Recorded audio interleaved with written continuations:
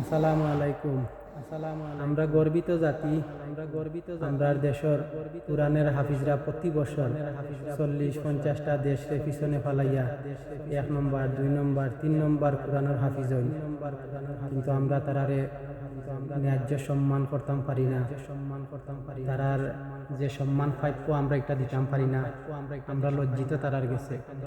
আমরা সাপোর্ট করিও দল যে দল প্রতিবার আমরা আবেগ লইয়া খেলা করে। তো আসলে তারার কাছে আমরা আবেগ কোনো কিচ্ছু নাই। তারা খেলার পরে কইব আর একটু বালা করলে আমরা জিততে পারতাম, 40টার আরো বেশি করলে হয়তো ভালো হইতো। আমরা ব্যাটসম্যানে বালা করছে না, আমরা বুলারে বালা করছে না। আর কত খেলাইলে আর কত শিক্ষা নিলে তারা শিক্ষিত হইব, শিক্ষিত প্লেয়ার হইব জানি না। তারপরে অবশেষে ভালোবাসি বাংলাদেশ, কারণ আমার মাতৃভূমি, আমার জন্মভূমি বাংলাদেশ।